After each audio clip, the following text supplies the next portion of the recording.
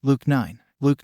And he called the 12 together and gave them power and authority over all demons and to cure diseases. And he sent them out to proclaim the kingdom of God and to heal. And he said to them, Take nothing for your journey, no staff, nor bag, nor bread, nor money, and do not have 2 tunics. And whatever house you enter, stay there, and from there depart. And wherever they do not receive you, when you leave that town, shake off the dust from your feet as a testimony against them. And they departed and went through the villages, preaching the gospel and healing everywhere. Now Herod the Tetrarch heard about all that was happening.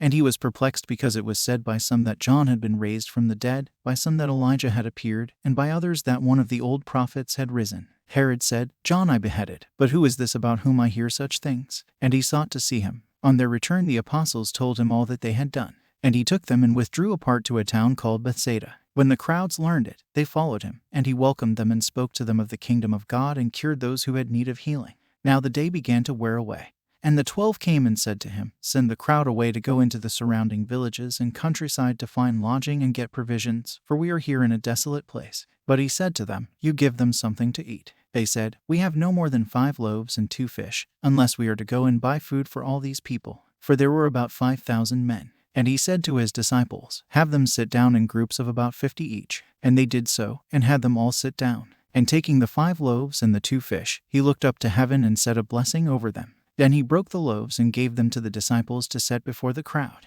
And they all ate and were satisfied. And what was left over was picked up, 12 baskets of broken pieces. Once when Jesus was praying alone, the disciples were with him. And he asked them, Who do the crowds say that I am? And they answered, John the Baptist. But others say, Elijah, and others, that one of the prophets of old has risen. Then he said to them, But who do you say that I am? And Peter answered, The Christ of God. And he strictly charged and commanded them to tell this to no one, saying, The Son of Man must suffer many things and be rejected by the elders and chief priests and scribes, and be killed, and on the 3rd day be raised. And he said to all, If anyone would come after me, let him deny himself and take up his cross daily and follow me. For whoever would save his life will lose it, but whoever loses his life for my sake will save it. For what does it profit a man if he gains the whole world and loses or forfeits himself? For whoever is ashamed of me and of my words, of him will the Son of Man be ashamed when he comes in his glory and the glory of the Father and of the holy angels. But I tell you truly, there are some standing here who will not taste death until they see the kingdom of God.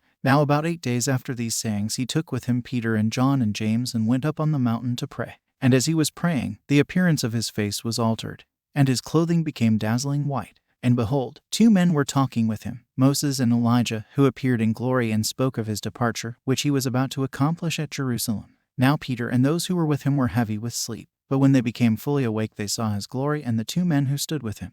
And as the men were parting from him, Peter said to Jesus, Master, it is good that we are here. Let us make 3 tents, one for you and one for Moses and one for Elijah, not knowing what he said. As he was saying these things, a cloud came and overshadowed them, and they were afraid as they entered the cloud. And a voice came out of the cloud, saying, This is my Son, my chosen one, listen to him. And when the voice had spoken, Jesus was found alone.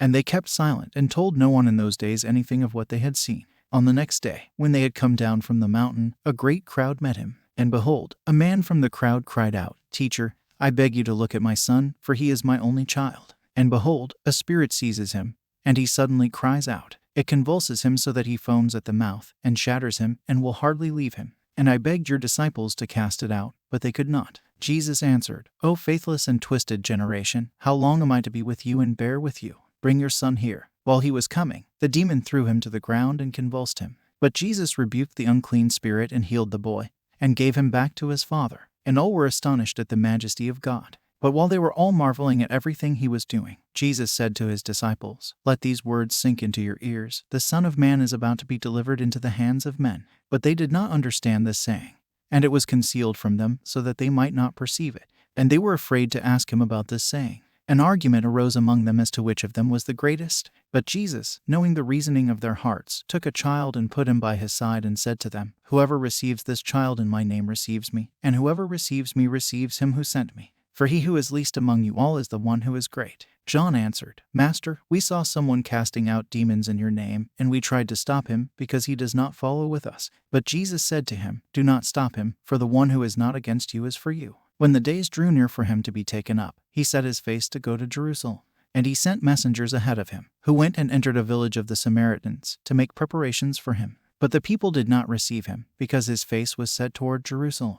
And when his disciples James and John saw it, they said, Lord, do you want us to tell fire to come down from heaven and consume them? But he turned and rebuked them. And they went on to another village. As they were going along the road, someone said to him, I will follow you wherever you go. And Jesus said to him, Foxes have holes, and birds of the air have nests, but the Son of Man has nowhere to lay his head. To another he said, Follow me. But he said, Lord, let me first go and bury my father. And Jesus said to him, Leave the dead to bury their own dead. But as for you, go and proclaim the kingdom of God.